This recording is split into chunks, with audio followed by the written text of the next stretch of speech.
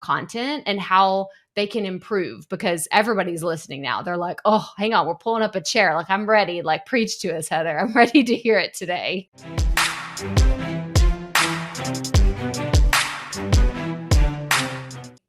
Well, I mean, buckle up, because it's going to be fun. I think the first thing we have to think about is think about the most well-known people in any industry. So we think podcasting, you got Crystal Prophet, right? People think photography. I don't know. There's probably some world famous photographer that you follow if you're into that kind of thing. Like any niche or niche, whatever you want to call it, any industry, there's people that are very well known. And in a world when we do podcasting or are live on social or speaking on stages, it's very public facing. And when you think of those people that are really well known, the characteristic across the board is all of them have become comfortable speaking their ideas out loud. So what's interesting is that concept that you said of I'm already a good speaker versus how much better you could be by working on that. The reality is if you want to be the known person, you have to make learning how to speak and learning how to communicate in a more impactful way. You have to make that a priority. Otherwise, you cannot get into that, becoming that known person. If you just have mediocre speaking skills or ones that help you get by, but if you're not super memorable or mesmerizing, that would be the good word to use here. If you're not that, people aren't going to remember you. And if they don't remember you, they're definitely not going to continue to follow you, and your stuff's going to get lost in their feed pretty quickly, and they're never going to come back to your show. So it's a necessity. If you want people to remember you, come back to you, and ultimately buy from you, you have to up level your communication skills. Otherwise, you'll blend in. Yeah, this is so good. And I know that someone's listening right now and they're like, yeah, but Heather, I don't really have that much of an audience. I don't have tens of thousands of followers. I don't have this huge group of people to talk to. And I want you to talk about, of course, I follow you on IG, and you do such a great job of sharing reels and your concepts and everything. But you shared something specifically in your story the other day, and I didn't know who this public speaker was, but can you talk about the empty room? So there was all these chairs, and there was just an empty room of chairs. Can you talk about that? Yeah, this is so great. So first of all, if you were sitting here thinking I don't have a big audience, or, I can't really work on this thing yet, Heather, I still got to figure out how to get people to download my podcast, or I have all these other things to do first. I'm going to say, first of all, lucky you. Lucky you. One of the most brilliant things that I believe that I did really well when I started my business was I started showing up on Facebook Lives when literally nobody was watching. And I am so grateful for that, because I was a flubbering idiot. I didn't even know where to look in the camera lens. I developed some mild version of word vomiting every time I would get on camera. I thought I was smiling, but I had rusty, not so nice person face. Consider yourself fortunate that your audience is smaller, because when you start learning how to speak on camera, or you may have experienced to yourself with a podcast mic, it sounds probably not the best. So you have essentially an open mic opportunity to practice over and over and over to get better at speaking, because there is no shortcut. The only way to become a better speaker is to put in the reps. Anybody who sells you, I'm a speaking coach, y'all. I teach people how to do this for a living.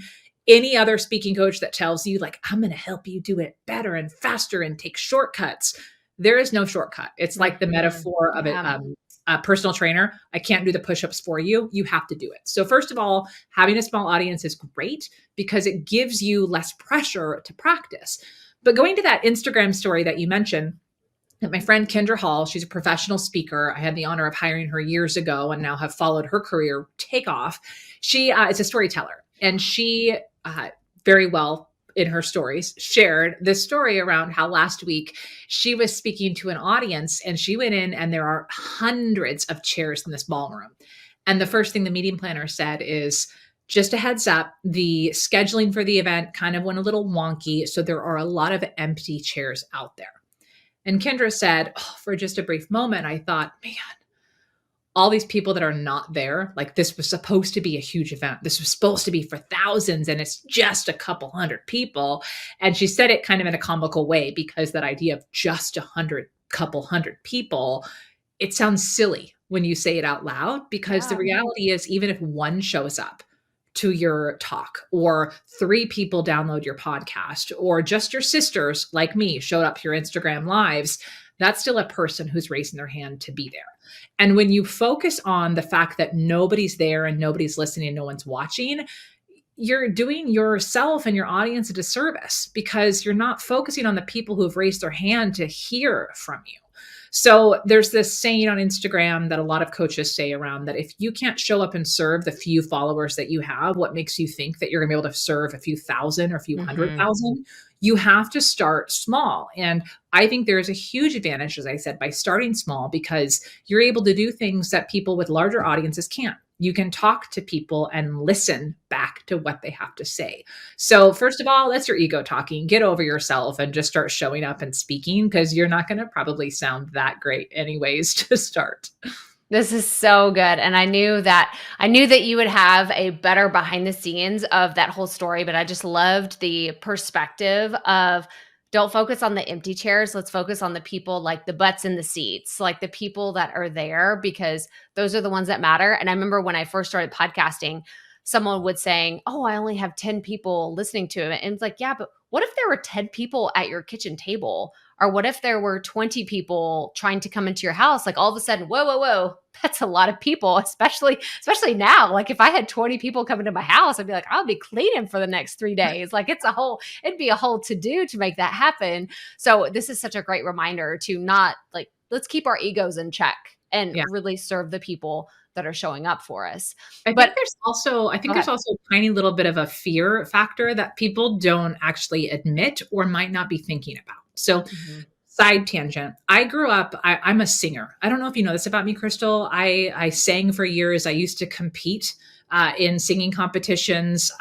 Fun fact, preliminary talent winner at Miss Oregon for singing back in Ooh. my 20s. Uh, but singing, I really enjoy singing. Am I the best singer in the world? No. Am I like going to be singing on Instagram or TikTok? Heck to the no. But I enjoy me some karaoke. The idea, though, with it comes to singing, I never had problems singing in very large auditoriums, because it was just a bunch of faces of people that I didn't know, and it was just Mm, like, meh. But whenever I was asked to speak in a really small, intimate setting, especially around friends and family, I was way more nervous. In fact, like I hate singing in front of people that I know or small audiences, because it's deeply intimate. You can see mhm, other people's reactions, and it's just, you feel very exposed. So thinking about this with speaking, I do think a lot of people think that, if I had hundreds or thousands of people downloading or listening, there's some way in us that feels safer, because what it does, that if we fail or people don't download it, or if we don't get feedback, we can blame it on, oh, it's just the big numbers. Oh, we can chalk it up to all these other big things. But when it's small, it feels more vulnerable, it feels more mhm. intimate. And Yeah. so I think there's this part when you're first getting started with speaking on a podcast or on lives, when you're in that window where it still feels small. Part of that is like, who's watching my stuff? Who's hearing me? Who's seeing me? And when we're obsessed with that, we're thinking on our own nerves and our own comfort. We're not really thinking about who we could be serving. So that's just an interesting thing that I see that not a lot of people are thinking about. They think small is safe, but I Mhm. actually think it's the opposite. Yeah, yeah, and I think it's so true when you think about those intimate connections, like, there's something so powerful when somebody DMs you or somebody emails you and says, "This was made just for me." You can't get that on these huge podcasts with millions of listeners, and they're like, "Okay," they're, like, grabbing on to this one little thing, and then the host is probably thinking, "I didn't mean that for you. I was just saying some random thing that I was throwing out there." But Yeah. I know whenever I hear Heather speak, whether she's on Instagram, she's on a podcast, she's on a webinar, she's doing a workshop, even in her program, like I know that she is speaking to me because I want to be a better speaker. And actually, I wanted to bring something up because as we're recording this, like I'm in the thick of preparing to go on stage. Like I'm speaking at Podcast Movement, and I have to give Heather like all the shout outs because one, I don't think I would be been able to land this without a really solid pitch. So like, ladies and gentlemen, it's not just about what you're going to prepare and all the things that you're going to say in a talk. It's actually about crafting something that's going to get people's attention. So thank you, Heather. That's shout out number one. I have a few, they're coming. And then the next one is the practicing piece, like really practicing, because I took it to heart whenever we had that conversation. It was a few years ago now, but you were just giving me that tough love. You're like, yeah, Crystal, you're a good speaker, but let's make you great. And in one of those situations, when I think back to it, I think that it was kind of a grappling with my ego, like, this is going to be a lot of work and I don't know if I have time for this. But the beauty of it is my podcast was a lot of the work. Just keep showing up, keep creating podcast episodes, keep creating YouTube videos.